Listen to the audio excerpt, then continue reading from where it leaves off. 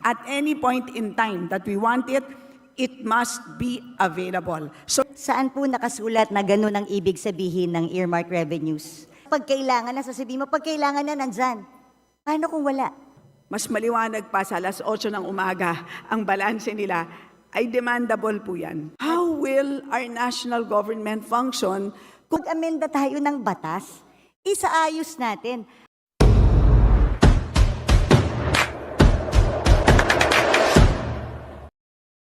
My next question refers to, dito na ako sa, alam naman ni Madam Sponsor ito, yung tungkol sa earmarked revenues.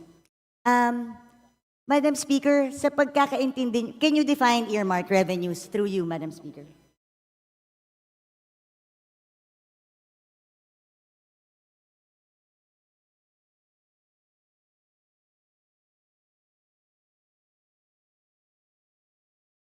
earmarked revenues, Madam Speaker, are identified revenues required by law to be used for designated activities, benefits, or purposes which can be either classified as use of income or special account in the general fund or SAGF. Nung pong nag-interpolate tayo, sinabi po sa akin that the cash isn't available because the cash is being used. Madam Speaker, Madam Sponsor, tama po ba na pwedeng gamitin ang earmarked revenues ng national government wherever it pleases?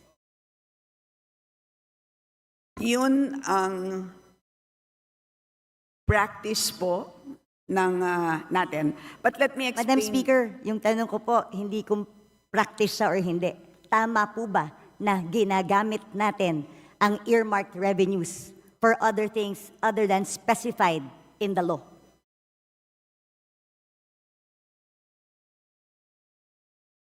Madam Speaker, if I may be allowed, Yes. parang po siyang, if I may use a comparison, parang pong kung tayo po ay nagde-deposito sa isang bangko, nagdeposito tayo ng 100 piso, iniwan natin sa bangko yung ating 100 pesos. Habang hindi natin kailangan yung 100 pesos na yan, ini-invest ng bangko yung 100 pesos na yan. But at any point in time that we demand 100 pesos plus the interest, dapat ibibigay sa atin ng bangko yung pera natin. At any point in time that we want it, it must be available. So ganun po ang konsepto ng earmarked revenues. Congress earmarks a certain portion, kinokolekta ng ahensya ang revenue, dinedeposito sa treasurer, habang hindi ginagamit ang cash, gagamitin muna ang cash sa pagpapatakbo ng buong government kasi po ang pangongolekta ng buwis hindi naman po January 1. Meron na tayong buwis. Paano natin babayaran ang sweldo ng ating mga page, ang sweldo ng mga government employees? Wala po tayong ibabayad sa inyo na sweldo kung hindi natin gagamitin ang cash na yan. Pero at any point in time that an agency demands those earmarked revenues, the Treasury must be able to make those funds available. Ganyan po ang ibig sabihin ng earmarked revenues. Madam Speaker, saan po nakasulat na ganun ang ibig sabihin ng earmarked revenues na pwede siyang gamitin pag hindi ginagamit pa? Kasi malinaw naman po, earmarked accounts and funds are not, the legal basis of an earmarked revenue could be a law, a presidential decree, or international agreement. Bawat earmarked revenue may batas. At walang blanket authority doon na sinasabing pwede mo munang gamitin habang hindi ginagamit ng agency. Gusto ko lang po makahanap ng legal basis. Mula umpisa, asan po ang legal basis na sinasabing pwedeng gamitin ang pondo na in-earmark natin for another thing kasi yung cash naman hindi pa ginagamit ng ahensya. So hiramin ko muna. Paano kung hindi ko na maibalik? Paano kung hindi na tayo makautang? Hindi po ba pag regular ka na tao, ginamit mo ang pera na hindi para doon? Qualified theft na to. O kaya, pwedeng technical malversation of funds if you use it for another thing. Ang tawag po dun sa libro ay Book of Accounts. So may book of accounts at nandun naman po maliwanag ang balanse. So at any point in time na kung na-question... Madam Speaker, ulitin ko, ano pong batas ang nagsasabi na pwedeng gamitin pangsamantala ang earmark revenue?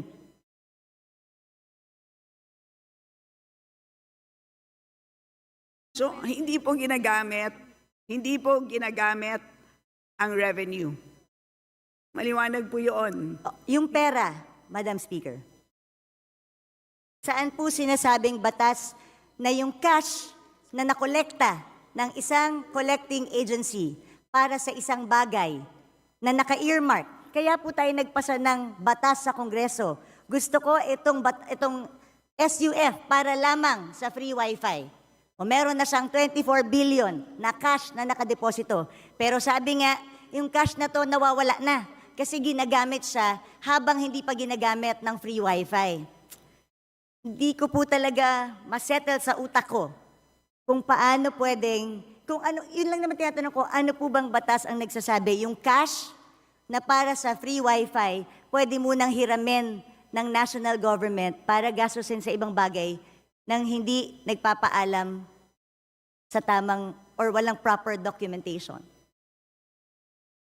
Madam Speaker, una sa lahat, napag-usapan na natin ito at maliwanag naman na at any point in time na kailangan na ng DICT ng additional funds para sa free wifi, they may request. Madam Speaker. Maliwanag po yun at katulad din doon Madam sa Speaker. fire trucks. So lahat po yun ay pwede. So yun ang sistema po ng paggamit ng accounts sa special accounts in the general fund. Ganun po ang sistema. Pero kung meron pong legal question ang ating kagalang-galang na BH Herrera, nandito naman po ang DOJ, Judiciary, pwede po siyang magtanong ng legal opinion, ng opinion mula sa DOJ because that is really beyond us. Hindi po ako hindi po kami makakapagbigay ng isang legal opinion.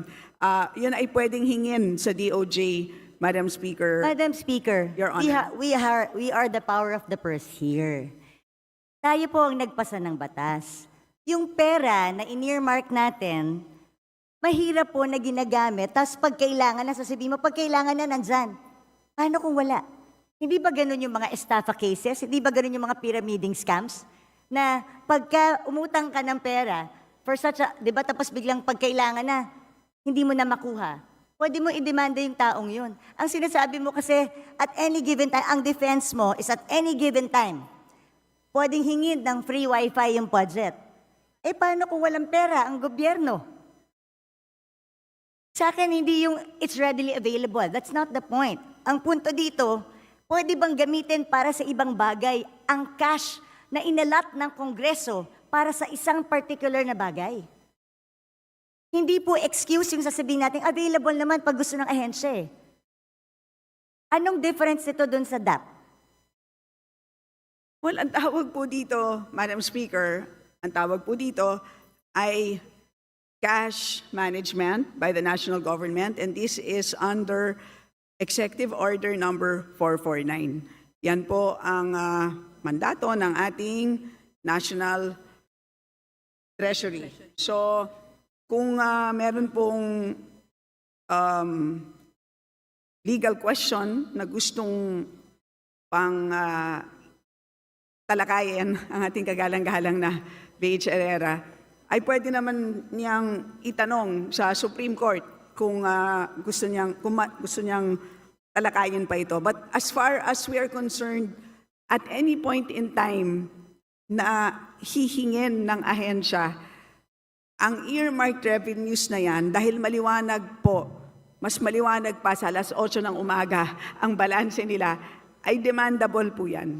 Madam Speaker, hingi nga po maliwanag sa tirik ng araw yung balanse. Alam mo yun. Hindi maliwanag kung magkano ang balanse ng mga earmarked revenues dahil natatraffic sa Bureau of Treasury. You and I both know that. Natatraffic ang kanilang balanse sa Bureau of Treasury. Because nagagamit ang pera. Tapos naghihintay ngayon ng balancing or reconciliation. Madam Speaker, this is not a legal question. It is also a management of cash question. Dahil at the end of the day, nangungutang nga tayo dahil kulang yung pera natin eh. So paano kung biglang may magandang programa ang isang departamento? Can we assure them that there's cash? So bigla tayong we earmark this certain, ini-earmark natin ito sa bawat use niya. Kasi gusto nating i-make sure that the money is there at lagi siyang pwedeng gamitin. Tandaan natin, if yung humihiram ng pera ang may control kung anong ibibigay niya, then magdadamot ako ngayon sa pagbibigay kasi ginagamit ko eh. So they have the control eh. If you have the control, di ba? Kunwari ikaw ang may control ng pera, kung ano ang pwede mong gamitin at hindi. Tapos may humihinging ahensya sa'yo. Kung ginagamit mo yung pera, hindi ka magiging generous sa ahensya ibigay kahit mayroon silang tamang programa. Kasi you're making use of the cash available. Maganda lahat yan, Madam Speaker. But again, ang end balance halimbawa as of June 30, 728.785 billion pesos. So malaking amount of funds. Isipin na lang po natin kung lahat po ito ay binagsak natin ngayon, lahat sa mga ahensya, sa totoo lang po, mabibilaukan silang lahat. Hindi nila kayang ma-absorb lahat ito. So may ganun din na problema. So that is actually part of the mandate of our National Treasury, part of the mandate of the DBM. Kailangan nilang i-manage yan. So they cannot just flood all of these agencies with cash. So yun po, that's how we understand the cash management mandate of these agencies, Madam Speaker. Madam Speaker, cash management does not mean gagastusin mo yung pera pag hindi ginagamit. There's a difference, Madam Speaker. I never said na i-flood natin ng agencies. I'm just simply saying you cannot use the money that's particularly earmarked for a certain project na sinaad natin sa batas. Pero again, I did not say na i-flood natin sila. But I'm saying, tama po ba na ginagamit natin yung pera na sinet aside ng isang batas na hindi pwedeng gamitin? Malinaw po ang batas. Bawat section, andito po yan, makapal po yan eh. Ilan ng earmarked revenues natin. Nakaspecify doon, nandun lang siya pwedeng gamitin. so Very again, specific. Alam ko po yung sinasabi niyong one fund concept. Do you know the history of one fund concept when it started, Madam Speaker, Madam Sponsor? what is the question? Yung one fund concept, because yan po yung sanina sinasabi niyo na ito yung cash management, may one fund concept, na yun ang sinasabi ng DOF na dun ginagamit. Kaya balikan natin yung history ng one fund concept. Ano ba ang pinanggalingan ng one fund concept, Madam Speaker, Madam Sponsor? Please enlighten the body, Madam Speaker. Galing po yun sa Presidential Decree 17, Presidential Decree pa yon during the time of President Marcos, na lahat ng dormant accounts, yung mga off-budget accounts, yung mga lying around funds, yun ang pinagsama-sama. Wala po dong nakasulat any mention of earmarked revenues. At since 1977 pa po yung Presidential Decree na yun. Hindi pa po na-amend or napalitan ng panibago. Ang sa akin naman, gusto ko lang ilagay sa tama. Pwede naman nating lagyan sa special provision kung talagang gustong gamitin itong pondo na to. Pero ang tanong ko, hindi ba dapat natin malaman sa Kongreso kung saan, kailan hiniram yung 700 billion? Kunwari may 700 billion, anong portion ng 700 billion ang hiniram? Hiniram para sa anong bagay? Tama ba na walang report sa atin na hiniram yung perang to? Tama ba na hindi nag-report sa agency? Kunwari, ako si DICT. Ang alam ko, meron akong 24 billion. Tama ba na hindi magpapaalam sa kanila? Pwede bang hiramin namin ang cash na ito para magamit namin sa ibang bagay? So, Madam Speaker, again, babalik po ako dun sa aking analogy earlier. Ang bangko niyo po ba, tuwing ini-invest yung 100 piso na dineposito ninyo, ay tinatawagan ba kayo para Ay, magpaano Madam Speaker, i-invest? kung ako po ay hindi nag-authorize, pwede ko pong sabihin sa bangko, huwag niyong galawin itong certain portion na to. Because tandaan nyo, hindi mo pwedeng i-relate sa bangko to. Batas ito. May blanket kang pinirmahan sa bangko. Nung nagdeposito ka, alam mo na pwede nyong gamitin para invest. That's part of the contract you paid for when you opened the account. Pero ito, batas ito na pinasa natin na earmark ang certain fund for a certain thing. Wala tayong authority na binigay doon sa ating batas o habang may cash, habang hindi ginagamit, pwede nyo gamitin, national government, kung saan nyo gusto. Pag kinapos tayo, gamitin nyo na. O basta siguraduhin nyo, pagkakailangan ko na, ibalik nyo sa akin. But again, Madam Speaker, what is important is the balance. Paglilinaw lang po kung ano ang balanse ng bawat fund ay intact na intact po yan. Napakahuhusay po ng ating mga empleyado sa ating treasury. Complete po yan. So lahat po ng mga dinadagdag po dyan, lahat ng binabawas, intact po ang balances.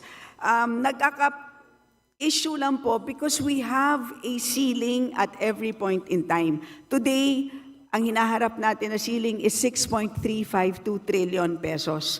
Can you imagine kung pinasok po natin itong 728 billion, mauubos yung 6.3 ng 728 billion ng in-earmark ng Kongreso. So paano po yung mga programa na gustong ipatupad ng ating national government? Yun ang mangyayari dito. How will our national government function kung lahat po ng ating earmarked revenues ay pinasok natin lahat doon Speaker. sa ating total budget ceiling? So yun po ang napakahirap na trabaho ng ating DBM or DBCC. So yun ang naging ang ganda nga ng konsepto, di ba, ng cash management. So, that's what it is. So, in other words, when you deposit money sa bangko, yung the exact 100 pesos, serial number 0001, hindi naman yun yung the exact bill na isasoli sa'yo once you make a withdrawal. Di ba? Ang usapan lang natin ay nagde-deposit ako ng 100, at any point in time, you are entitled to 100 pesos, any serial amount, any serial number, plus interest. Diba? Yun naman po ang binabantayan natin. Madam It's the Speaker. same concept that we are using for cash management under the National Treasury, Madam Speaker. Madam And to Speaker, remind so you, with the Honorable same, Herrera, that you have 3 more Madam minutes. Speaker, with the same concept, paano yung mga nagsarang bangko? Dahil ginamit nila yung pera eh. Nag-overuse sila ng pera ang diniposito ko eh. So nung nag-withdraw ko, hindi na mabalik sa akin. Dahil nagsarado yung bangko eh. Like I said, Madam Speaker, again, I believe in the one fund concept, pero mag-amenda tayo ng batas. Isaayos natin. Ano ba sinasabi ko dito ever since all budget hearings? Sayang ang mga pondo sa earmark revenues, sayang ang mga pondo sa off-budget, sayang ang mga dormant accounts. Ilagay natin sa one fund concept, I agree. Pero let's pass a law. Let's amend the PD. Let's amend the presidential decree or magpasa tayo ng batas dito sa Kongreso if we really want to allow that. Yun lang po yung aking palaging sinasabi kasi right now, and mag-report sila sa atin sa Kongreso kung saan nila ginamit at kailan na hiniram yung pera. Madam Speaker, hindi na natin alam saan napunta yung pera na ginamit na yon. Oo, nandyan. Pero nung hiniram nila, para kang nagsabi sa any empleyado, ito petty cash natin sa opisina. So, ibig sabihin, kung meron akong petty cash dito sa opisina, kung merong mga ilangan sandali, ay hiramin ko lang sandali, ibabalik ko naman eh. Pag nabuko mo yung empleyado mo, is it acceptable? Kung kunwari, nagbigay ka ng pera specific sa iyong staff, para dyan lang yan. Tapos, hiniram ng staff mo, hiramin ko lang naman ibabalik ko rin Is that okay? Does it make it okay? Madam Speaker, it is not the same situation. That is, I stand by my position that accounting-wise po, hindi naman ginagastos ang earmark revenue as long as hindi programmed. Intact po ang balances ng ating earmark revenues. Cash-wise, ay fungible naman po siya. So, yun po ang sistema ng cash management. Kung may problema po ang ating kagalang-galang na BH Herrera, again, of course, she's free to file a resolution, file an inquiry, file or solicit an opinion from the DOJ. So, Madam Speaker, paano nga pag hindi na ibalik? Paano kung walang pera yung gobyerno? What happens now? Because ginamit natin for other things, pinambayad natin ng utang. Is that your last question, the Honorable Herrera? Well, I would like to put this on record dahil meron One pa more naman pong minute. second round. While the earmark revenues may be pooled to the general fund under the one concept, the fact that these are not readily available cash resources but an obligation suggests a shift from the one fund concept to misappropriation. The remittance of the earmark revenues recorded in special accounts has merely become a means to circumvent the purpose of earmarking, allowing physical possession and access to these earmark revenues, which under the Republic Act is, like you said, 700. So, Madam Chair, Madam Speaker, Madam Sponsor, sa akin ilagay po natin sa tama. At mag-report po tayo. Marami po tayo. Pwede po natin lagyan ng special provision na i-report sa atin kailan nila hiniram ang pera. Because hindi ko po talaga matanggap na pwedeng gamitin po yung pera na in-earmark natin for a specific thing, kahit ba hinihiram lang ito sandali. Like I said, hindi ba to parang DAP that was declared unconstitutional by the Supreme Court?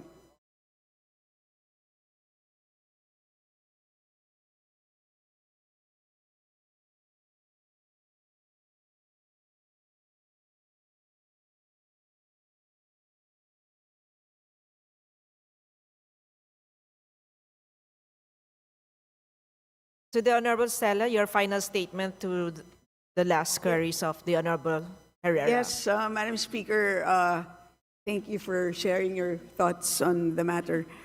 I have exhausted my opinion on this. As I said, there's the DOJ, perhaps, who can weigh in on this, and the rest of the members on the matter. Majority Leader. Madam Speaker, basahin ko lang po itong Section 37 ng PD 1177. It states that even the presidential decree of the one fund concept does not even allow it. It says here, all monies appropriated for functions, activities, projects, and programs shall be available solely for specific purposes for which these are appropriated. Even the presidential decree na pinapapool lahat sa one fund concept, exception yung naka-appropriate for a specific thing. So, Madam Chair, Madam Speaker, I've exhausted my time. Meron pa namang ibang agencies, nandiyan pa yung DBM, DOJ. I'll just Again, continue. magkaiba po ang appropriation, which is an authority to spend, versus cash. Magkaiba po yun. That's my final statement.